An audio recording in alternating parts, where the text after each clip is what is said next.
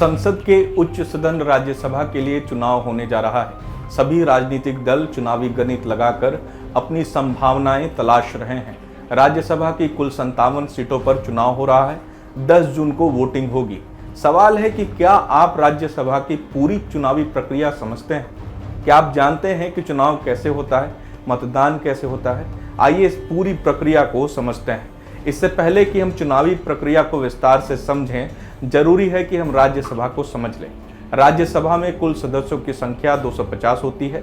इनमें से 12 सदस्यों को राष्ट्रपति की तरफ से मनोनीत किया जाता है। बाकी 238 सदस्यों का चुनाव राज्य के चुने गए विधायक करते हैं। इसके लिए अलग अलग प्रदेशों की विधानसभाओं के वोटों का मूल्य तय किया जाता है। किस राज्य की विधानसभा के वोटों का कितना मूल्य होगा, यह उसकी जनसंख्या के आधार पर तय होता है। जिस राज्य की जितनी अधिक जनसंख्या होगी, उस राज्य के विधानसभा के वोटों का मूल्य भी उतना ही अधिक होगा। जनसंख्या के लिहाज से भारत में उत्तर प्रदेश सबसे बड़ा राज्य है और वहां पर राज्यसभा सदस्यों की संख्या 31 है।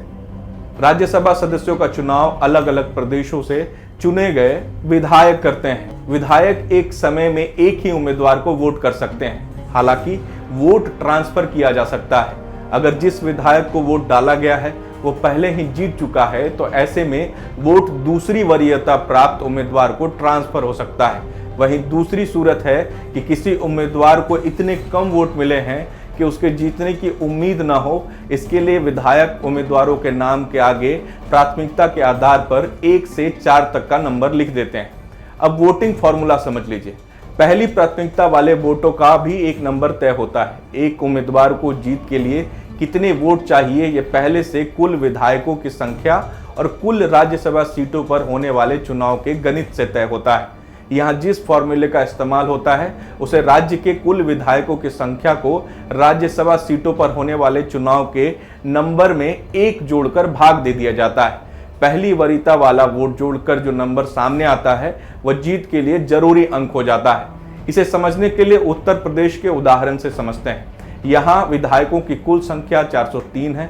अब प्रत्येक सदस्यों को राज्यसभा पहुंचने के लिए कितने विधायकों का समर्थन प्राप्त होना चाहिए, इसे कैसे निकाला जाता है, यह तय करने के लिए कुल विधायकों की संख्या को जितने सदस्य चुने गए हैं उसमें 1 जोड़कर विभाजित कर दिया जाता है।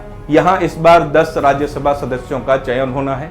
इसमें 1 जोड़ने से यह संख्या 11 हो जाती है। अब कुल सदस्य 403 है, तो उसे 11 से विभाजित करने पर 36.66 का आंकड़ा आता है। इसमें फिर 1 अंक जोड़ने पर यह आंकड़ा 37.66 हो जाएगा। यानी उत्तर प्रदेश में राज्यसभा सांसद बनने के लिए एक उम्मीदवार को 37 प्राथमिक वोटों की जरूरत पड़ेगी। प्रभातखबर.com, विश्वास वही, रफ्तार नहीं।